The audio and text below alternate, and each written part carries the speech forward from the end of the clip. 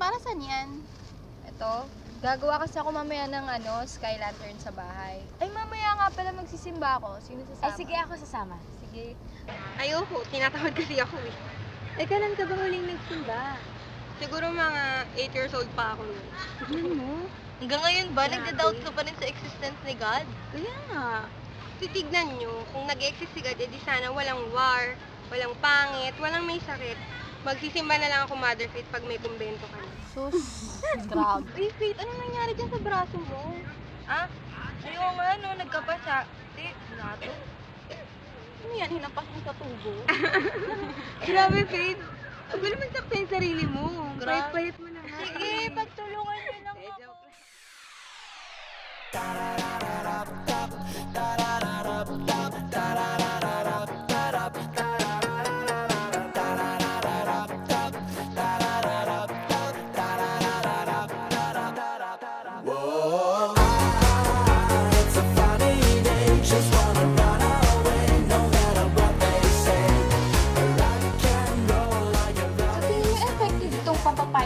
Sa magazine. Madalas naman sa mga ads, hindi totoo eh. Ito daw kasi yung ginagamit ng mga artista. So, naganturan yung katawan ko, no? Kulin, hindi ka din papayat kung kain ka ng kain, no? Baliwala din yan. Okay lang. Okay lang, no? May natutunan ako sa internet. Papayat ka kahit kain ka ng kain. Ang hirap kayang magpigil. Colleen, huwag yung magazine ang basahin mo, yung libro.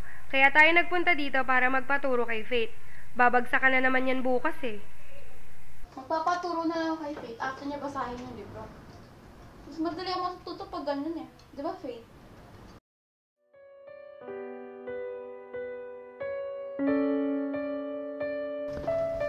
Mahirap ba yung math? Okay ka lang? Oo, okay lang ako. Mainit kasi. Buksan na lang natin to. Walang hangin pumapasok.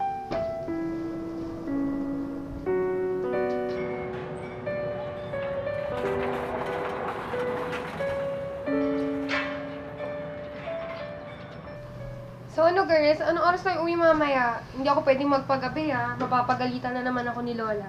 Huwag naman masyado maaga. Kilala niyo naman mga tao sa bahay, di ba? Mamamatay ako na maaga sa stress. Mag-aaway pa rin ba kayo ng mami mo? Kailan ba kami nagkabati nun? Ano ka ba Mariel? Intindihin mo na lang. Nagtatrabaho sila ng daddy mo.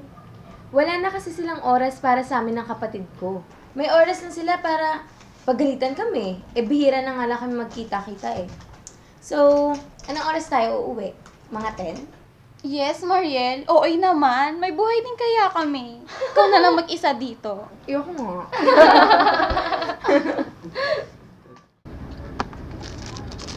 Hindi ka na naman kakain? Wala akong gana. Yes naman, diet. Kaya ako pumapayat eh. Uy, Faith, akin na lang ah. Sige, sa'yo na lang. So ano guys, tuloy ba tayo mamaya?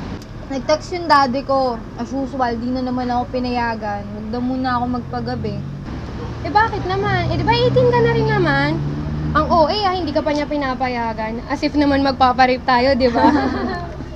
Ewan ko ba kasi dito sa daddy ko, nakakainis. Hello, 18 na kaya ako, hindi 10. Sorry talaga. Gusto nyo kayo na lang muna. Hindi, okay lang. Kahit next week na siguro, magpag-good shot ka na lang muna sa dati. Sige.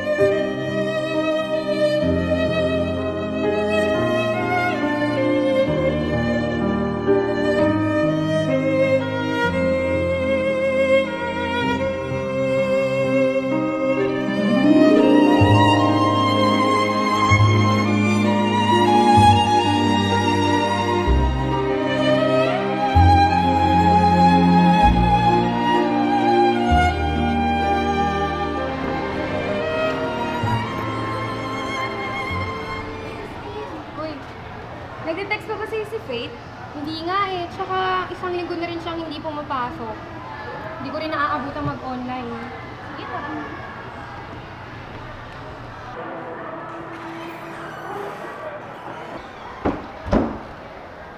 Oh, kayo yung mga kaibigan ni Faith, right? Kailan ba siya pwede listahin? Bakit po? Anong nangyari? Kasi kinausap ako ng father niya at sinabi niya may sakit siya. Ano pong sakit niya? Hindi ko din alam eh. Na ako, may class pa ako eh.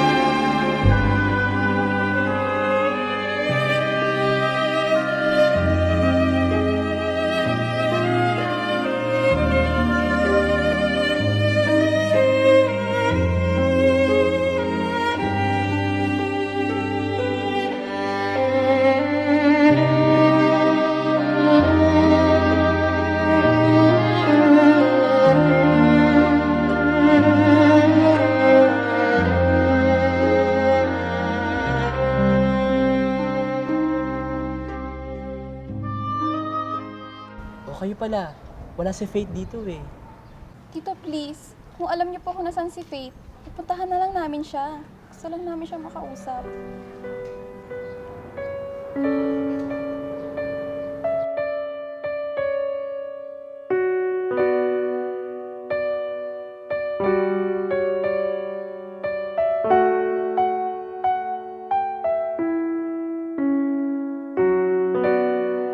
Dad, kumusta ba sila?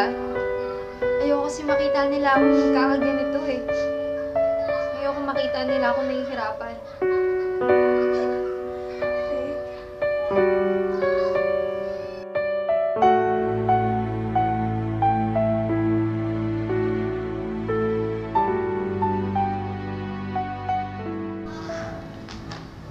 Ano yung binabasa mo? Wala. May research lang ako sa internet. About sa sakit ni Faith, acute leukemia. It said that prognosis is very poor. So, ano ibig sabihin nun? It means she has a small chance of survival with or without her therapy. Akin na nga yan. Alam mo, hindi lahat ng nasa internet totoo. At ito, hindi to totoo. Kaya yan ni Faith at gagaling siya.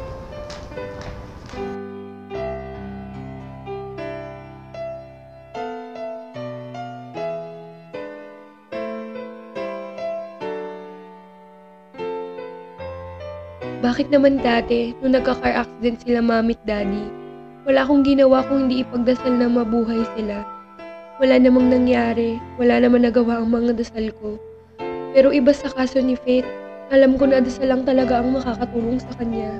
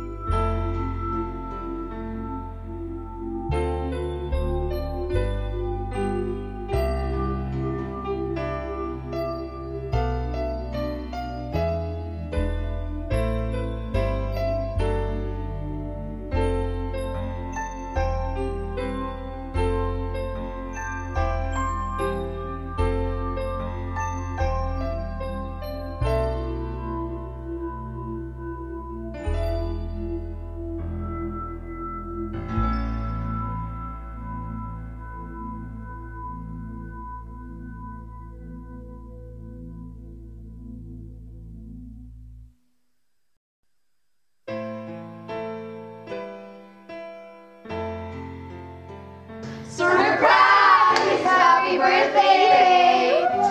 Oh, yes, sige, ma'am. Happy birthday, Faith! Happy birthday! Make a wish, Faith!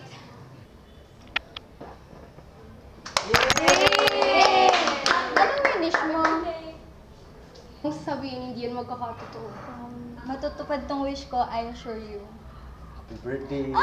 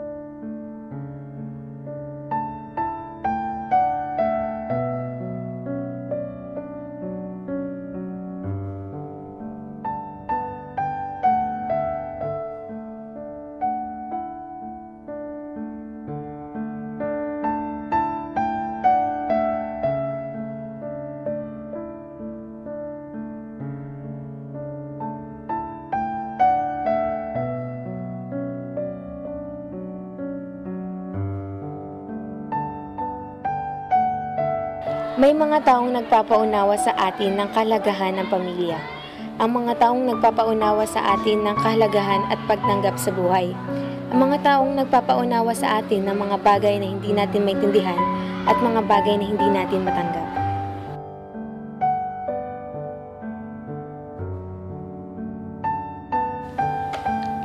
Ang impluwensya natin sa buhay ng ibang tao ay hindi masusukat. Ang istorya ng kabutihan at karanasan ay makakapagpabago ng buhay hanggang sa mga susunod na panahon.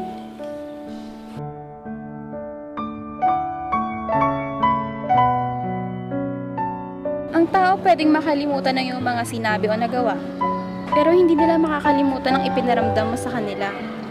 Tanggapin ang oras at oportunidad para gumawa ng alaala sa araw-araw.